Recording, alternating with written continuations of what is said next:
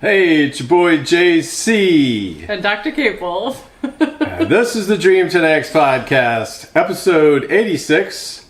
And this week we're talking about the book, The Return of Depression Economics by Dr. Paul Krugman.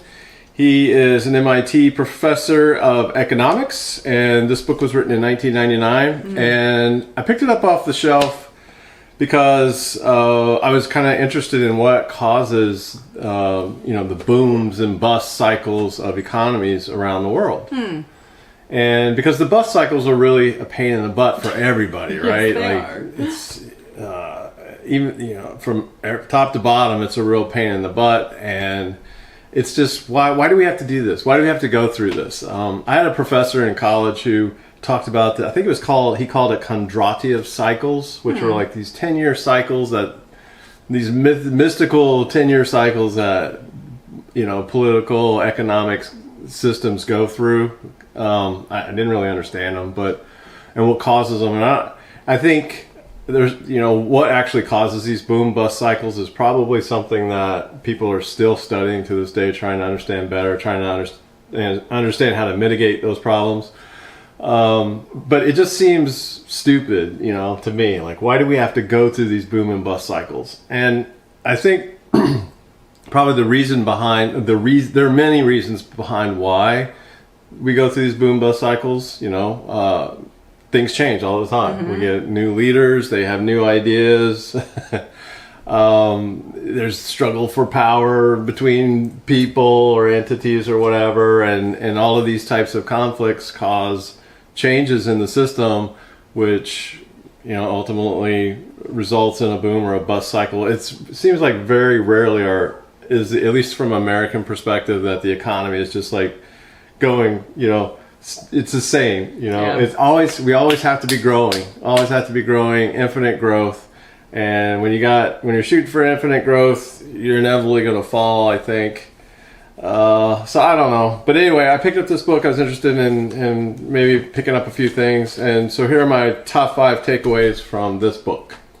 First of all, it takes place so it came out in 1999, okay? And the context is the mid-90s to 1999 with the fall of the former Soviet Union. They are no longer like the big, powerful Soviet Union anymore. They are now Russia. And you've got the Balkan states that have been split out. Ukraine was one of those. And the advent of this new world order kind of idea being that, okay, now America is the only power on the planet, and let's try, as an American powerful influence, let's try to create sustained growth around the globe and kind of raise the economic ships all around the world. And so one thing, interestingly enough, that was instituted in order to help improve the economies around the world was the reduction of tariffs. When we reduce tariffs, now third world countries can have a chance of getting their goods and services into the markets of first world and second world economies, which helps their economy. Now, they're no longer in abject poverty. They're in sweatshops. Yay. Yeah. One step up, from where they were. So that's kind of the context of where we were in the mid-90s. There were a lot so in this new world order that was springing forth around the globe, there were a lot of growing pains going on, especially in Mexico. Mexico was having a lot of growing pains.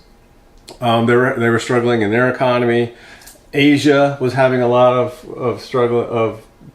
growing pains as well. So there's a lot of economic destabilization around the world, especially in Brazil. Also, we talked about Japan. Which is interesting because I started my career in the 90s, around 94ish, and it was a very, very difficult time then in the United States for someone just getting out of college to find a job. Military was drawn down. Jobs were really scarce. It was a really, really, really tough time. But from like 94 to 99, like the U.S. economy just took off. And 98, 99 was a really fun, and probably the most fun I've ever had in my career was those 2 years. Really? Even so far, yeah. It was just a great time. You know, it was the internet. The internet was taking off, and there were all these Wild West, you know, companies getting started, and venture capital was just going crazy, and everything was hot, and it was just a lot of fun. And so to read this about all the problems going on around the world, the rest of the world, I was kind of like, oh wow, there was much angst happening in the world that I wasn't aware of. And so the larger economic picture, global economic picture, was not that great as it was here in America during that time. And in fact, when we hit the 2000s, everything collapsed in America as well. And that's when the internet bubble burst. And come to find out, now that I read this, the rest of the world was struggling before that even happened. So it was a global contagion that I think we were kind of partitioned off from, maybe because of the whole internet boom. And then it hit us a little bit later. And then it hit us in 2000. And so we were already big time economically then. And I remember, you know, our personal financial struggles then, because it was a really tough time. And then of course 9/11 happened in 2001, and then that was it. Like we had a good reason to be hurting at that time. Yeah. And then all these world wars, you know, the wars that resulted from that took place. And then again 2008. So we're going through 2008 was another time when the bottom dropped out of the market. Yeah, yeah. So again, these cycles that just are so devastating and painful for everybody, they just seem so unnecessary. And maybe the hubris of unmitigated growth has something to do with those bust cycles. I'm not really sure, but anyway. Okay, so that's kind of the context of the book. That was kind of my first takeaway. The second takeaway was what was the purpose of this book? And it starts with looking at the 1929 stock crash in America and the Great Depression, and how we don't ever want to go through that kind of pain again. Okay. So even 2000 was bad. 2008 was really bad. 13, 14. It still wasn't Great Depression bad. Yeah. We weren't standing at soup and bread lines. And I guess something like 30 or 40% unemployment or something like that was not the case. So it wasn't quite that bad. So some of the things that happened post Great Depression was the creation of the Federal Reserve. And so one of the primary function of the Federal Reserve is to help prevent that kind of crash in the market again by controlling the flow of money. And so that's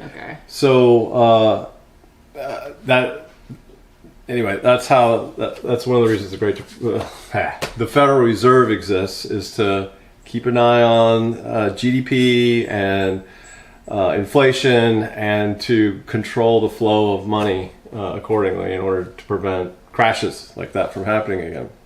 So is the Federal Reserve part of the federal government, or are they independent? It's a quasi-federal agency, kind of like Freddie Mac and Ginnie Mae, those guys. Okay. They're not truly... So it's not like an NGO, it's like an NGO then?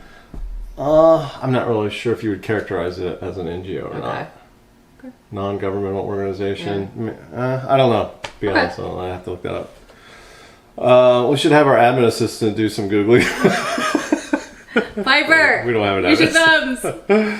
Another thing I pulled out of the book is the concept, or the term, Tompkin facade. So in 1700s Russia, Catherine the Great had this guy. She was touring southern Russia, and she had this guy Grigory Tompkin, who would ride ahead a day of her on her route and set up these fake facades in villages to make the poverty-stricken villages look like they were wealthy. Wow! And so, because didn't want the Queen or Catherine the Great to know that her country was in bad state of economic disrepair that it actually was. Done something about it. Maybe, yeah. So we got to hide all that from our rulers so they don't know the true situation, right? Wow. And so that term became the Tompkin facade, and so that was just interesting to pull out. That is interesting.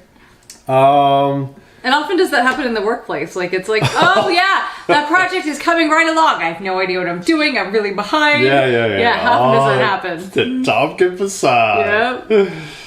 Okay, another thing I pulled out was the concept of liquidity trap. So poor Japan. Japan's got some of the hardest workers in the world, some of the smartest, most educated workers in the world, and their economy was screaming for a while. Post World War II, they just took off, and we were importing everything. Everything was that Japan was exporting to us was great, from cars to electronics, and it still is. It's still one of the best. And their economy was doing great, but then somehow they got themselves into trouble, economic trouble. The economy was struggling, and they weren't doing well, and they couldn't figure out how to get themselves out of it. And so it was like, at the time this book was written, it was like this 8-year-long recession. Even though they were outproducing everybody, outworking everybody, their economy was hot, or their production was hot, the economy was flat. And part of the reason was the Japanese were super savers. They all saved their money, and then they didn't trust how things were going. Oh, okay. So they held on to the money and they didn't spend it, and so they got Japan into a liquidity trap. And one of the interesting things in the book that Krugman does is he creates a mental experiment of a babysitting service, ostensibly in Capitol Hill. It's a co-op where people on Capitol Hill agree to this babysitting service, and they all get a fixed set of coupons for babysitting coupons. So if you have a coupon, then somebody in the co-op, you can exchange the coupon for babysitting service. Over time, however, there's a difference between people who want to go out a lot and people that want to save their coupons for a rainy day and use their coupons later. And ultimately what results is that nobody can go out anymore because they can't get any babysitting service because some of the people are holding on to all the coupons. And so that's kind of what he states happened to Japan, that they were holding on to the money, they weren't spending it. And so Maynard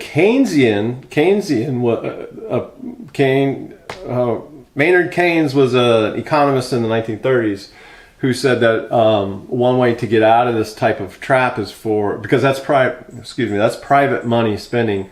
He proposed that the public sector spend money to help get out of this liquidity trap, and in fact, Japan did do that. They did spend public government money to do things, but they didn't get the value out of that spending either. So it's like they were following all of the Western specified playbook for getting out of a recession, but they couldn't figure out a way to get out of it. So interesting. That is another really, like, there is no one playbook for how to get out of a depression or a recession. There's just concepts. There's just theories. There's just ideas, and it's kind of an art. It seems like it's kind of an art, and it's kind of sad because when you think about the Western world was trying to present a playbook to the rest of the world to help them realize the kind of wealth that we've realized in our part of the world, and they just struggled and couldn't figure it out, and we couldn't even tell them exactly how to pull themselves out of the problem. It's hard. And so I think a lot of it is cultural. There's a lot of cultural differences too that you need to accommodate for, because maybe we don't have the discipline that they have in the Far East, and in terms of monetary discipline and education and all that. So there's different ways of, because microeconomics is very closely intertwined with macroeconomics. So the way we behave at a microeconomic level impacts macroeconomics as well. And so therefore I think culture is a very important part of it. But I don't know. I'm not an economist. I'm just just throwing stuff out there. So that was my final takeaway too. My final takeaway actually is what are some of the things that here in America the government can do to help prevent a depression and or a recession? What are some of the tools that we have? Well, number one, like I was just saying, we can print money. The Fed can print money and put more dollars in circulation, and that can help. And in retrospect, I think most economists agree that the Great Depression could have been avoided if the government would have just printed more money and not caused all these banks to go insolvent when people tried to get their money out of the banks because of all the panic that was taking place. If they had just like printed money and said, here, give them their money back. Yeah. That would have calmed things over and prevented the Great Depression. So that's one key thing. Well, the reason we couldn't do it back then is because our dollar was tied to gold. Oh, and now it's not. And now it's not. So now we can just print as much money as we want, but that's a problem because that can also create inflation too, right? So there's a lot of give and take there. A lot of people want us to go back to the gold standard, but being on the gold standard is what caused the Great Depression. So you got to be careful if you can print unlimited money because inflation is just as bad. The second thing that governments can do is they can play with interest rates. They can raise interest rates and they can lower interest rates. And the reason interest rates are important is because it impacts how much it costs people like us to borrow money to buy a home or buy a car or whatever. So the lower the interest rates are, the cheaper the money is going to be, the more likely there's going to be more exchanging of money and increase the GDP, right? Makes sense. And another way that I thought of is that what is my handwriting there? David Schwimmer. Oh yeah. No. They can devalue or increase the value of money through currency exchange. So I kept reading about how Thailand, for example, devalued the baht, and that caused a lot of problems when especially when you're borrowing money from external. I don't totally understand exchange rates and the value of money and how you can devalue it and how it impacts what money a country has borrowed. I don't fully understand that. I got to think that through a little bit. But that caused a great amount of problems. Mm-hmm. But it greatly impacts your macroeconomic situation when a government says, okay, our exchange rate, we're gonna manipulate that exchange rate for our currency against all the other currencies in the world. Yeah. And some countries make that exchange public. Okay. And so that opens up some countries to getting their currency hacked, like George Soros did to Great Britain. Oh. When the I want to call it ultra marathon, but it's not ultra marathon fund. It's quantum fund or something like that. The George Soros quantum fund, which was established in 1969. Anyway, he became a billionaire by manipulating the British pound and did a run on that currency somehow. I don't fully understand the mechanics of that. I would love to understand that, but basically shorted the currency. Damn. And made a ton of money.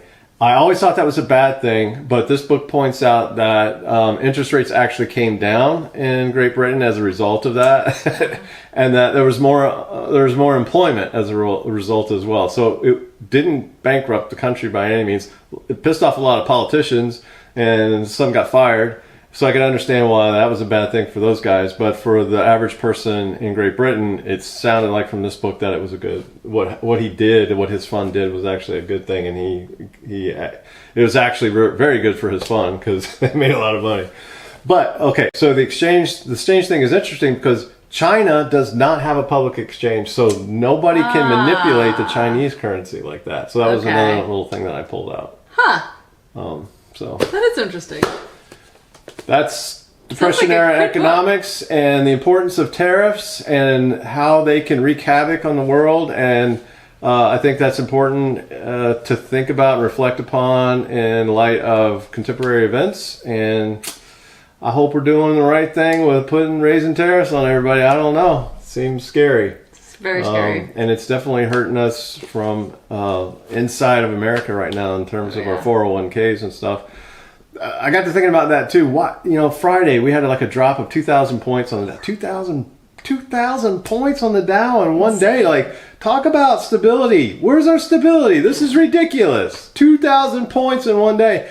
Why did that happen? And I was mad. Yeah. Actually, when you see your money evaporate in one day like that, it's angering. But we don't know who took the money out. Was it institutional investors? Were they American? Were they foreign investors because they were pissed off about the tariffs and they yanked their money? Who knows? Yeah. But when you think about that, if it is foreign investors who are manipulating the market like that by withdrawing large sums of money, that makes me not want to participate in the market anymore. So, And then people start to panic. This is what happens. Yeah. So we'll see what happens. I hope it's okay. I hope things are going to turn around for the best here. But I don't know. I don't understand what's going on.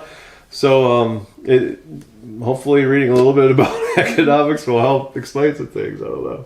So that's our episode. Thanks for listening. Over and out. We'll see you next book.